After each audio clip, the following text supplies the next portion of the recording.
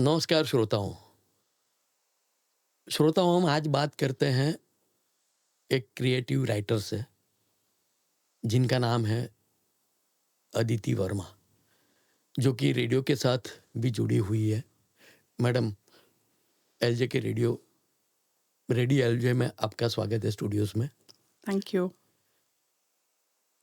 जिनकी जर्नी वैसे शुरू हुई है रेडियो से, तो हम वहीं से शुरू करते हैं कि रेडियो के लिए काम करना आपने कैसे शुरू किया और कौन सी पोजीशन थी जहाँ से शुरू किया? सर मैंने मास्टर्स किया था, उसके बाद हमें ऐसा पता चला कि रेडियो में वैकेंसी है। सो आरजेस की भी वैकेंसी थी और कॉपीराइटर की भी थी। सो आई थॉट कि मुझे थोड़ा बैक सीट पर रहना चाहिए, I should try writing. And copywriter की पोस्ट के लिए मैंने एग्ज़ाम दिया। बहुत मस्ती में हमने जैसे कुछ एड्स लिखी, एड्स के बारे में सुना था, लिखा था पहले, बहुत पहले, जैसे कॉलेज के टाइम पे।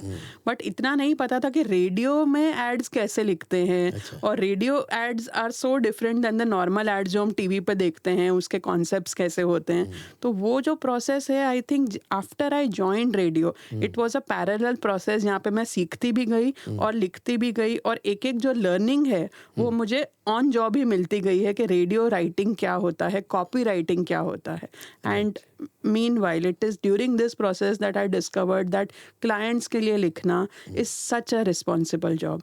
मतलब तुम खुद के लिए तो कुछ भी लिख सकते हो, अपने हिसाब से लिखना है, लेकिन उसमें क्लाइंट के हिसाब से लिखना होता है, उनकी एंड उन्हें रिक्वायरमेंट। कन्विंस करना पड़ता है। सो जब तुम खुद के लिए लिखते हो तो you are convinced in your mind, right. तो बट क्लाइंट को कन्विंस करना is a very different and difficult thing. Right. कि जब उन्होंने आपको एक थॉट दिया होता है, या they are also very close to their products. So जब तक आप उनको वैसा ही जैसे उन्होंने सोचा है आप लिख के नहीं देते, वो कभी भी अप्रूव नहीं करते हैं। सही है। सो उसमें एक प्रोसेस है एक्सेप्शन, मतलब रिजेक्शन वाला और एक्सेप्ट होने वाला। राइट। बिल्कुल। तो ऐसे आपकी जर्नी शुरू हुई, फिर आपने फिल्म में लिखना भी शुरू किया। Yes. वो जो ट्रांजिशन था वो कैसे था? Frankly when I started writing radio, मतलब दैट वाज जो ट्रांजिशन रहा है, वो मैं लेमैन टर्म्स में बोलूँगी तो वो ऐसा है कि सेकंड से आवर्स तक का। अच्छा। सो रेडियो वाज ऑलवेज कि जब तुम लिख रहे हो तो तुम्हें सेकंड्स मैटर करते हैं, एक एक सेकंड की कीमत है। So every second comes with a price. और यहाँ पे तो हम ट्राई करते थे कितना छोटा लिख सकते हैं। तो तुम्हें 4 लाइन में लिखना है या 5 लाइन में लिखना है। सो इट वाज बेसिकली जो हम एड्स लिखते हैं कि 10 सेकंड की है, 20 सेकंड की है, बहुत बहुत बहुत पैसे हैं तो शायद लाइक 30 सेकंड, 35 सेकंड, और हार्डली कभी ऐसी ऐड आएगी जो 1 मिनट की हो सकती है। सही बात है। सो ये हमारा अपर लिमिट था। और जब तुम फिल्म्स में आते हो तो 1-1 मिनट का तो एक एक सीन मतलब मिनिमम होता है। बिल्कुल बिल्कुल। तो वो जो कम से ज्यादा वाली जर्नी है, वो पूरी जर्नी रही है फ्रॉम रेडियो टू फिल्म्स। अच्छा, इसके लिए आपने मैं से वो ट्रांजिशन है उसके लिए इक्विप कैसे किया आपने आपको? कैसे, कहाँ से आपका सोर्स ऑफ जिसको कहे कि थॉट में भी या आपके एक्सप्रेशन में भी, वो कहाँ से लाए आप? ओके, जैसे मैंने पहले बात की ना आपको कि पहले जो मैं रेडियो के लिए लिख रही थी, that was a very client based thing. So एक मेजर डिफरेंस या एक मेजर फ्रीडम जो आ गया वो ये था कि यहाँ पे हमें खुद के लिए लिखना है। तो तुमने एक कॉन्सेप्ट सोचा और उसको कैसे डेवलप कर सकते हैं, तो वो फ्रीडम आ गया कि अभी हमें किसी और के लिए नहीं लिखना है, हमें खुद के लिए लिखना है। और उसमें तुम जितना सोच सकते हो, जैसा सोच सकते हो, पहले सोच लो।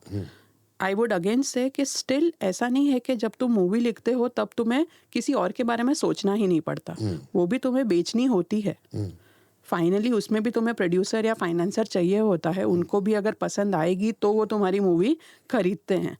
बट एक कन्विक्शन उसमें ये है कि हाँ, मैंने ये लिखा है, अगर आपको ये पसंद है तो they can move ahead. Yes, there are many changes because it's a collective process कि उनको भी लगता है कि नहीं, ये कुछ चीज़ें ऐसे होनी चाहिए, कुछ कैरेक्टर्स को हम ऐसे कर सकते हैं। वो पूरा जब एक प्लेटफॉर्म पे आते हैं जहाँ पे डायरेक्टर, प्रोड्यूसर्स और हर कोई अपना एक एक छोटा मोटा इनपुट देता है, एक्टर्स भी जब आते हैं वो भी अपना इनपुट देते हैं, वो एक कोलैबोरेटिव प्रोसेस होता है। But initially it is all you, there is complete freedom. So वो फ्रीडम है जिससे लाइक ये इस चीज़ में आ पाए और आगे बढ़ पाए।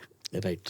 अभी इंस्पिरेशन भी कई बार ज़रूरी होता है कि कहीं से आप इंस्पायर हो और वो आपके आपकी जो स्टोरी है उसमें वो इंस्पिरेशन आए, वो बात सीधी की सीधी ना आए, अपने हिसाब से उसको ट्रांसफॉर्म करके आप डालें।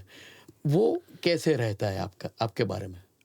इंस्पिरेशन की बात करें तो आई थिंक ये कोई ऐसा बोले ना कि कहीं और से इंस्पिरेशन आ रहा है तो वो बिल्कुल गलत है। सबसे पहले तो तुम्हें तुम्हारी सराउंडिंग से इंस्पिरेशन आता है। तो तुम्हारे घर में अगर कुछ होता है कि लेकिन मेरी मम्मी ऐसा करती है and you start relating to those things, या मैंने ऐसा होते हुए देखा है, मेरे नेबर ने ऐसा किया था, या मेरे फ्रेंड्स ऐसा करते हैं, या मैंने मेरी ऑफिस में ऐसे होते हुए देखा था। सो जब तुम्हें पता होता है कि ऐसा होता है तो तुम वो कई चीज़ों को अडेप्ट करते हो अपनी स्क्रिप्ट में।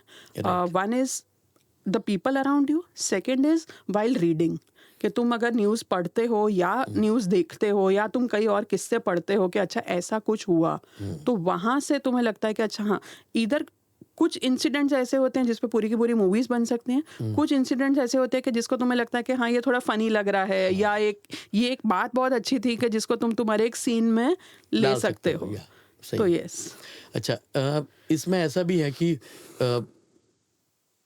इंस्पिरेशन मिला आपको कहीं से, आपका खुद का भी उसमें एक जिसको क्या है कि जब देखते हैं कहीं पे भी, तो अपनी सेंसेस, आँख, कान और फील अंदर से जो है, उसका महत्व कितना है? बहुत। आई थिंक ये जब तुम पहले नहीं लिख रहे होते ना तब तुम्हें पता नहीं चलता है, पर जब तुमने लिखना शुरू किया होता है तब तुम्हें लगता है कि हाँ तुम्हें ऑब्जर्व करना चाहिए कि हर एक बंदे में एक क्वालिटी होती है। तो शायद तुम किसी का बोलने का तरीका तुम्हें अच्छा लग सकता है, किसी का सोचने का तरीका अच्छा लग सकता है, किसी के कुछ एक्शंस जो हैं सिर्फ वो तुम्हें पसंद आ सकते हैं, और उस चीज़ को तुम तुम्हारे कैरेक्टर्स में डाल सकते हो, और या तुम्हारे लाइक राइटिंग में डाल सकते हो, और एनहांस हो सकता है। So yes, observation plays a very important role. Yes. दोस्तों, हम बात कर रहे हैं अदिति वर्मा से, जो कि हमारे एलजे इंस्टीट्यूट ऑफ मीडिया में प्रोफेसर हैं और स्टोरी टेलर हैं, स्टोरी क्रिएटिव राइटर हैं। मैडम, एक सवाल ऐसा आता है कि कैरेक्टर्स की बात की आपने, तो आप कहीं रियल देखे हुए कैरेक्टर्स को कहीं पे आपने स्टोरी में डाला हो, ऐसा हुआ है? बहुत बार होता है सर, क्योंकि कई बार ऐसे अनलेस एंड अनटिल हम कुछ चीज़ से कनेक्ट ना कर पाएँ, उसको लिखना बहुत मुश्किल है। सो कहीं ना कहीं, नॉट पूरे के पूरे कैरेक्टर्स बट कुछ कैरेक्टरिस्टिक्स उनकी जो हैं वो तो डेफिनेटली तुमने आसपास ऑब्जर्व की हो या तुमने कहीं पर देखा हो। जैसा मैंने आपको पहले बोला कि हाँ ऐसा मेरी मम्मी करती है या मेरे फैमिली में ऐसा होता है, तो ऐसा एक बंदा तो हर फैमिली में होता ही है जो ऐसा करेगा। सही तो है। तुम उस टाइप के कैरेक्टर्स डालोगे। अगर तुम गर्लफ्रेंड बॉयफ्रेंड की बात कर रहे हो तो तुमने कहीं ना कहीं वो देखा होगा कि ये ऐसे फ़ोन करते रहते हैं या इस टाइप के मैसेजेस करते रहते हैं। So you try to adapt those things. Right. अभी मान लो एक कैरेक्टराइजेशन आप कर रहे हो, तो उसमें रियलिस्टिक वो अप्रोच कितना होता है और कल्पना कितनी होती है? ओके, सर मैं इस चीज़ को ऐसे बोलना चाहूँगी कि जब हम मूवी बनाते हैं ना तो हमें पता होता है कि दो चीज़ें हैं जिससे लोग अट्रैक्ट होते हैं। सो मूवी में मैं कैरेक्टर को भी इंक्लूड करती हूँ। वन इज़ कि जिससे तुम कनेक्ट कर पाओ। ठीक है, दो वेज में मूवीज चलती हैं। एक, जब तुम कोई भी सब्जेक्ट है, टॉपिक है या कोई कैरेक्टर है जिससे तुम कनेक्ट कर लो, यार ये मेरा भाई ऐसा ही है, या मेरे पापा ऐसे ही हैं, या मेरी मम्मी ऐसी ही है। तो कोई भी एक कैरेक्टर जिससे तुम मूवी में कनेक्ट कर लेते हो। या मूवीज उस वे में चलती हैं जहाँ पे तुम्हें लार्जर देन लाइफ दिखाया जाता है, वेर यू फील के काश मैं ये कर पाता। सो लाइक हर एक को ऐसा हो कि भाई मेरा बॉस भी मुझे इतना ही तंग करता है, पर किसी ने मूवी में उसे थप्पड़ मारा तो तालियां बज जाती हैं। क्यों? Because you want to do that but you will never do that. So probably one reason why action movies are working right now. तो वो शायद उसका one of the reason can be because everyone wants to do, no one can do, and it is not advisable to do. तो they want to do things which they cannot do डू। So yes, तो characters में फिर हम लोग ऐसा डालने की कोशिश करते हैं कि क्या वो कनेक्ट कर पा रहे हैं, क्या वो उतने ही ऐसा ही लगना चाहिए कि हम लोग फैमिली के साथ बात कर रहे हैं और वो फैमिली टॉक जैसा लगना चाहिए। तो वो कनेक्शन इज़ वेरी इंपॉर्टेंट, जिसके लिए हम लोग ध्यान रखते हैं कि कनेक्ट हो पाए, वैसा कैरेक्टर हो। अच्छा, दोस्तों, हम जो अदिति मैडम से बात कर रहे हैं, तो आपको लगा होगा कि ये स्टोरी लिखना क्रिएटिव कुछ भी राइटिंग जो है वो कितनी चीज़ों को ध्यान में रखने के बाद लिखते हैं। मैडम एक सवाल, एक आपने भी ये फेस किया होगा कि लिखने में क्या है, उसका जवाब आप क्या दोगे? लिखने में बहुत कुछ है, लिखना इज द प्राइमरी थिंग। मुझे पता है कि कई लोग ऐसा बोलते हैं, अरे लिखने में क्या है, वो तो कभी भी लिख सकते हो, कहीं पे भी लिख सकते हो, तो मतलब तुम बाथरूम में भी लिख सकते हो या चलते फिरते भी लिख सकते हो, उसके लिए कहाँ जगह की ज़रूरत है, उस वो क्या है, तुम वैकेशन पे गए हो ना, मज़े करते करते भी लिख सकते हो। नहीं, ऐसा नहीं होता। Yes, I would say thought कहीं पे भी आ सकता है, बट Right. थॉट को डेवलप करने के लिए you need time, you need space, you need mental space. Right. So you need to declutter yourself from everything when you sit and write. तुम्हारे दिमाग में 500 चीज़ें चल रही हैं और तुम्हें कोई बोल रहा है, तुम्हारे पास डेडलाइन है, तो तुम उसको जस्टिस नहीं दे पाओगे। Right. You need to be at peace while you are writing. You need to formulate, strategize, पूरा तुम्हें लिखना पड़ता है, पूरी की पूरी चीज़ को प्रॉपरली लिखना पड़ता है। बराबर है, मीन्स और वो भी क्लाइंट को ध्यान में रखते हुए लिखना है। Yes, ऑडियंस को ध्यान में audience रखते को हुए लिखना रखते हुए, yes, yes, yes. वो होता है। अच्छा, ऐसा भी कहने में आता है कि भाई शुरू करना है तो कहाँ से करें, क्योंकि हमारे स्टूडेंट्स हैं बहुत सारे, जो श्रोता हैं वो हमारे मीडिया के स्टूडेंट्स हैं, रेडियो के भी स्टूडेंट्स हैं, तो उनको आप क्या कहोगे कि भाई शुरुआत कहाँ से करें? क्योंकि लोगों को लिखना है लेकिन शुरुआत कैसे करें वो एक झिझक रहती है। आपने हल्की सी बात तो कर ली, लेकिन उनको इक्विप कैसे होना है? मान लो कोई बंदा बाद में क्रिएटिव राइटर बनना चाहता है, तो वो शुरुआत कैसे करे? ओके, मैं कई बार ये बोलती हूँ कि क्रिएटिव राइटिंग जो है एज सच सिखाई नहीं जा सकती, यस वो एनहांस करवाई जा सकती है, ठीक है। आप में वो स्किल है, शायद आप लिखना चाहते हैं, उसको नर्चर किया जा सकता है, तो नॉट, हाँ, मैं ये भी नहीं कहती कि शायद कुछ सालों पहले मैंने भी नहीं सोचा था कि मैं राइटर बन सकती हूँ, बट तुम्हें अगर कभी भी कुछ थॉट आता है आज के टाइम पे, तो सबके पास बहुत सारे एवेन्यूज़ हैं, ठीक है। तो कुछ भी थॉट आ रहा है, प्लीज़ उसको नोट डाउन कर दो। तो वन इसके नोट डाउन द थॉट, क्योंकि थॉट्स का ऐसा होता है कि तुमने आज कुछ सोचा, कल तुम भूल जाओगे। तुम्हें खुद को लगेगा कि यार मैंने तो क्या बहुत अच्छा सोचा था, और कल तुम्हें वो चीज़ याद ही नहीं होगी। तो उसको लिख लो, या आप तो मोबाइल्स में तुम रिकॉर्ड करके भी रख सकते हो, तुम खुद को ही व्हाट्सएप कर दो, तो वो थॉट्स को रिकॉर्ड करो। थॉट्स को सबसे पहले सिर्फ एक थॉट को लो, फिर उसको देखो कि तुम उसको कितना एक्सपैंड कर सकते हो।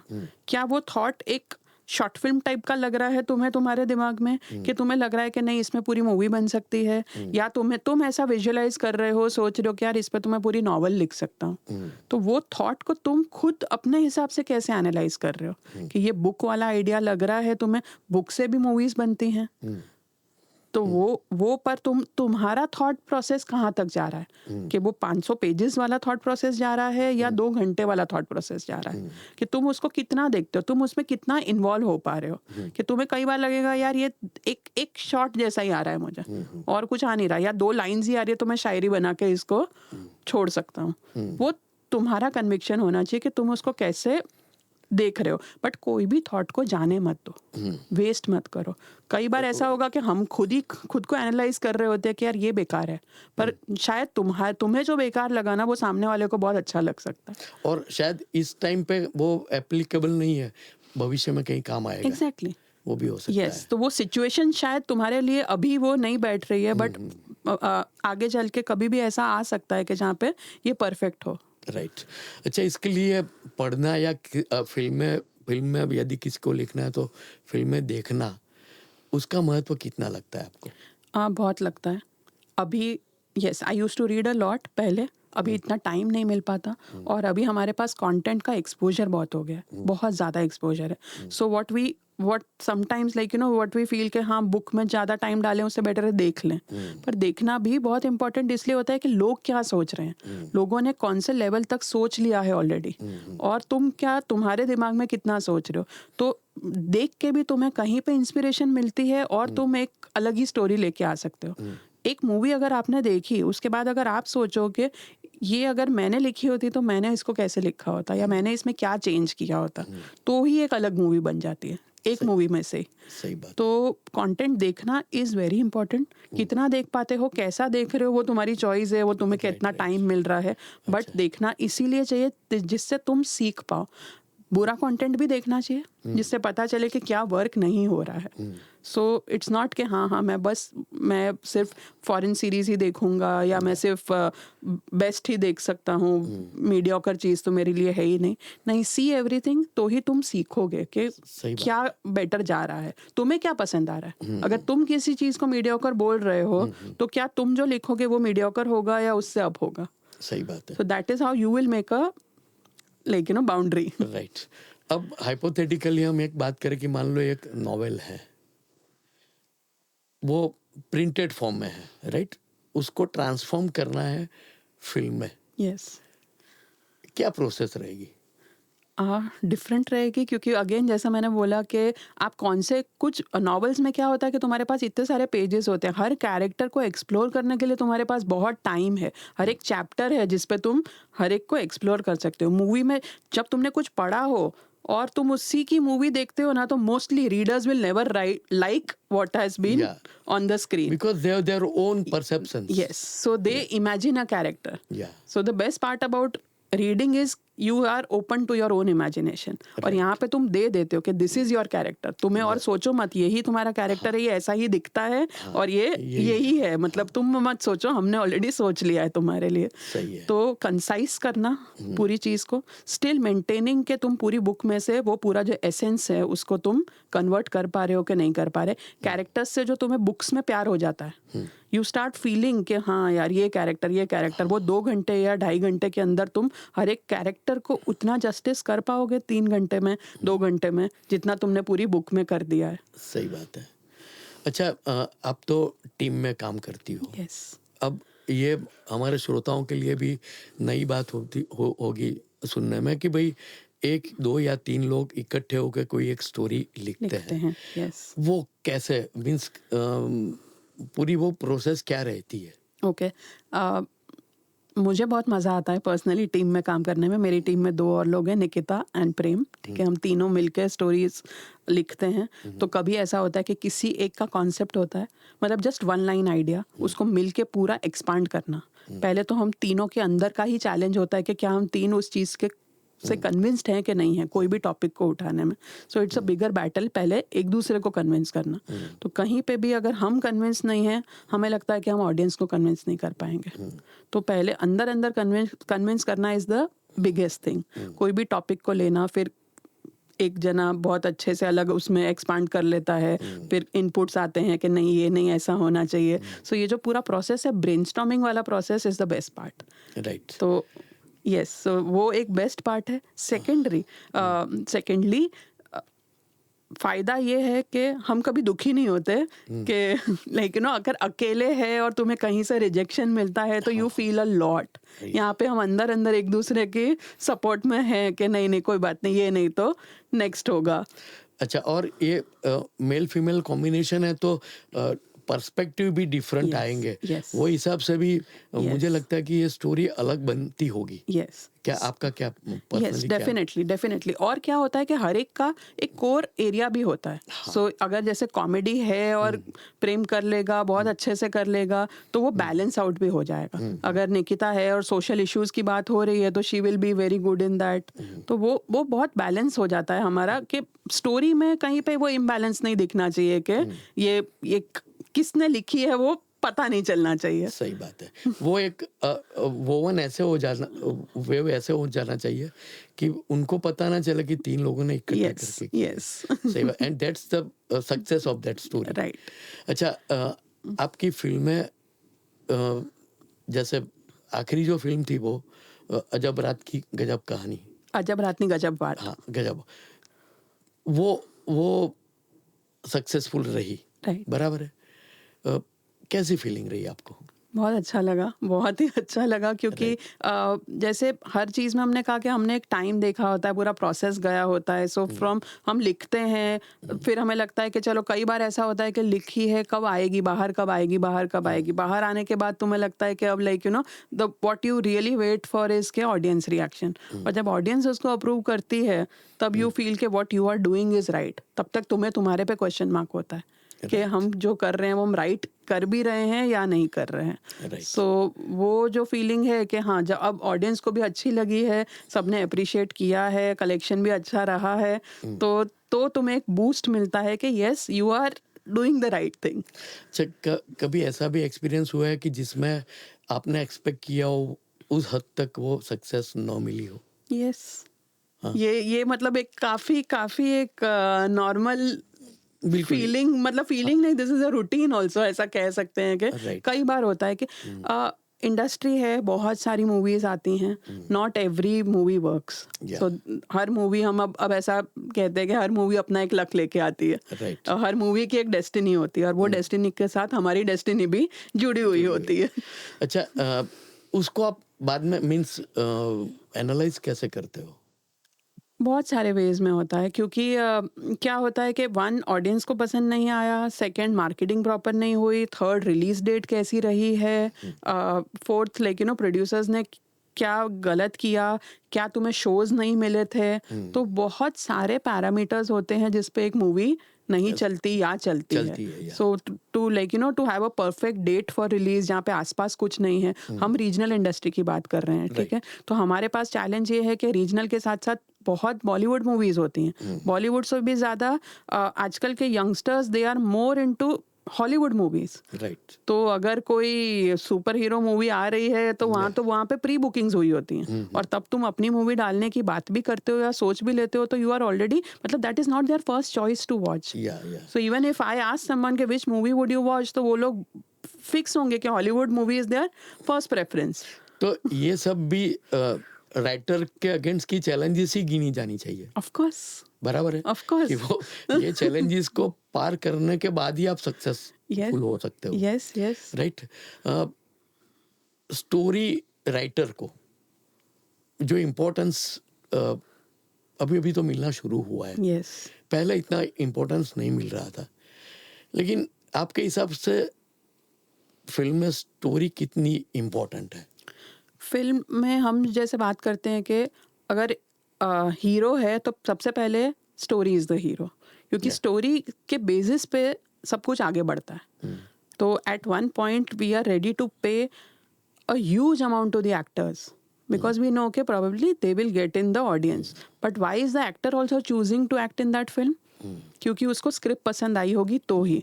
तो ये पसंद आने वाली बात हर जगह पे होती है कि हाँ, मतलब पूरे मूवी में जब तक बन जाती है तब तक पसंद आया पसंद आया पसंद आया, वो जिसको पसंद आया उसने वो मूवी की, प्रोड्यूसर को पसंद आया उसने पैसे डाले, एक्टर को पसंद आया उसने एक्ट किया, फिर ऑडियंस को पसंद आया तो मूवी चली। बट पूरे प्रोसेस में कई बार बहुत ऐसा होता है कि बिकॉज फेस कौन है वो याद रह जाता है, गुड सक्सेस, मतलब I think bad for the actors also कि अगर नहीं चली तो उन पे पूरा आ जाता है कि हाँ कि इसकी मूवीज नहीं चलती हैं। बट कहीं ना कहीं हाँ होता है कि कोई ये स्पेशली एफर्ट्स नहीं डालता जानने के लिखा किसने है, जबकि बिगिन वहाँ से हुआ था, तो एंड तक शायद वो भूल जाया जाता है। बहुत मूवीज मैं खुद भी मानती हूँ कि हम लोग हिंदी मूवीज भी इतनी देखते हैं, हमें लगता है कि हाँ बहुत अच्छी थी, बट कई बार वो ध्यान ही नहीं जाता कि किसने लिखी थी। राइट। दुख होता है तब बहुत। सो अभी तो मतलब बेटर, मतलब मुझे अच्छा एक्सपीरियंस रहा है मेरी लास्ट मूवी में, बट हमने ये भी देखा है कि राइटर्स को ट्रेलर में भी क्रेडिट नहीं होता है, मतलब नाम नहीं दिया जाता अलग से जितना बाकी सबको दिया जाता है। देखो एक्टर्स की शक्ल दिख जाती है, सब कुछ हो जाता है, what writers want is their name, so the entire struggle is for the name, और इसीलिए उनको होता है कि हाँ नाम दिख गया मतलब राइट सब कुछ हो गया। बिल्कुल।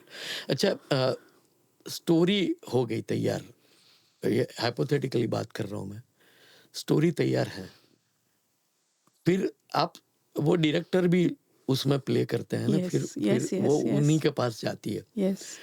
वो उसको क्या ट्रीटमेंट देते हैं, उसमें आपका कोई से रहता है राइटर्स का?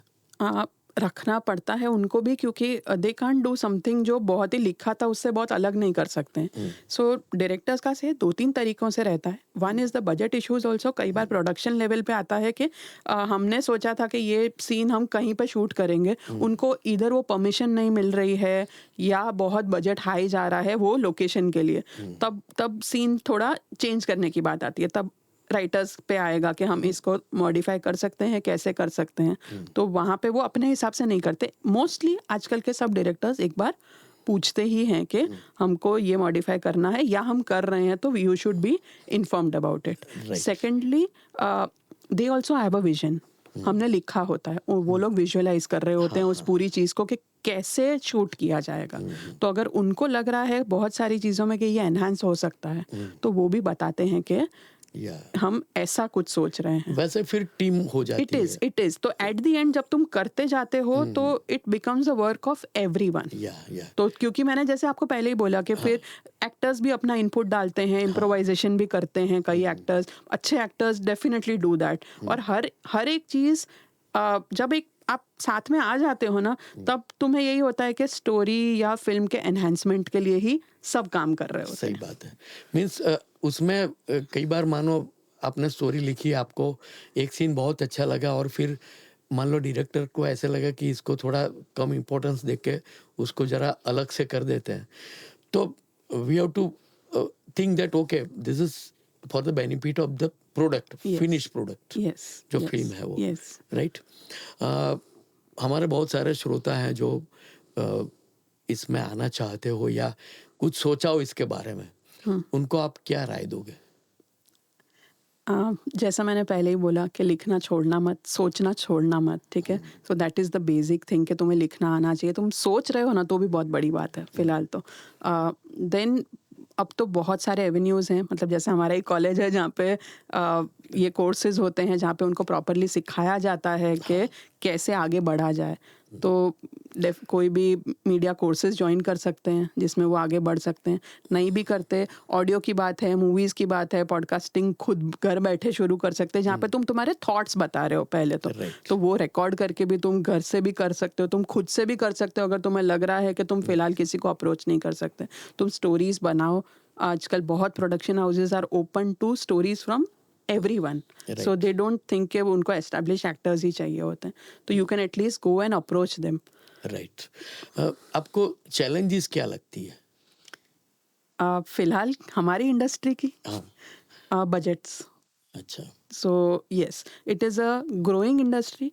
Not a very मतलब it is growing at a good rate. बहुत सारे subjects डिस्कवर हो रहे हैं, सब लोग कर रहे हैं. Still I feel the budgets, अगर इतने भी बजट्स नहीं है जिसमें तुम जो चाहो, जो सोच रहे हो वो सब कुछ लिख सकते हो. तो कई बार हमें बजट पॉइंट ऑफ व्यू लिखना पड़ता है कि भाई इतना बजट है तो हमें सोचना पड़ता है कि तुम्हारे कितने कैरेक्टर्स हो सकते हैं, तुम्हारे कितने दिन होने चाहिए शूट के, तुम्हारी लोकेशन. मतलब मैं चाहूँ कि मुझे बाहर जाके ही शूट करना है आउट ऑफ इंडिया, पर क्या मैं आउट ऑफ इंडिया शूट कर पाऊंगी कि नहीं कर पाऊंगी, कि मुझे वो मेरा ड्रीम सीक्वेंस जो है जो मैं यूएस का सोच रही हूँ उसको मैं गोवा तक लेके आऊंगी, क्या करूंगी, या गोवा भी नहीं और रिवर फ्रंट तक लाऊंगी. Right. तो वो जो means you have to be prepared for any changes, not according to the situations and changes से भी ज़्यादा you have to write according to the budget. Right. Changes तो वन ऑफ द थिंग होता है जो कभी कभी आ सकते हैं, बट पहले ही तुमने अगर बजट को ध्यान में रख के लिखा है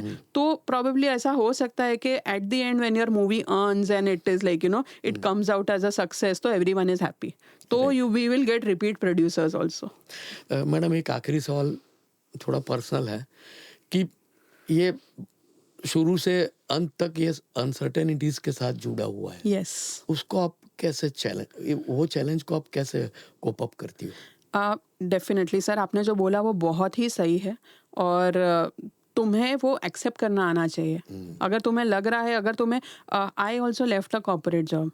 ठीक है. एक फिक्स्ड जो इनकम होती है, जो तुम्हारे एक बिग पे चेक जो तुम्हारे टेबल पे आता है एवरी मंथ, तो बहुत दुख भी होता है because for a lot of time you don't get this. और वो बिलीफ में मत आओगे, तुम आओगे और तुम एस्टेब्लिश होके तुम सुपर डुपर कमा लोगे, क्योंकि ये बिलीफ है कि लोगों को लगता है हाँ बॉलीवुड में सब बहुत ही अच्छा कमा रहे हैं, इधर भी उतना ही करोड़ों करोड़ों में कमाते होंगे, जहाँ पे ये पूरी मूवी का बजट करोड़ होता है, नॉट सही a single person that is earning. Right. तो you should come with that like you know with that acceptance right. कि नहीं होगा. बहुत इनिशियली बहुत सालों तक शायद कुछ भी ना हो, फिर धीरे धीरे जैसे तुम एस्टैब्लिश होते हो तुम्हारे पे ये आएगा. इफ़ यू फील कि no you have a family also, सब कुछ है साथ में, तो शायद तुम्हें ये पैरेलली करना पड़े, या Right. तुम्हें इसमें कम्प्लीटली फुल टाइम मतलब ओवर ज़्यादा अपना दे के 100 की जगह 500% दे के तुम्हें लिखना पड़ेगा. Right. कि तुम एक स्क्रिप्ट को लेके फिर शायद 1 साल नहीं बैठ पाओगे.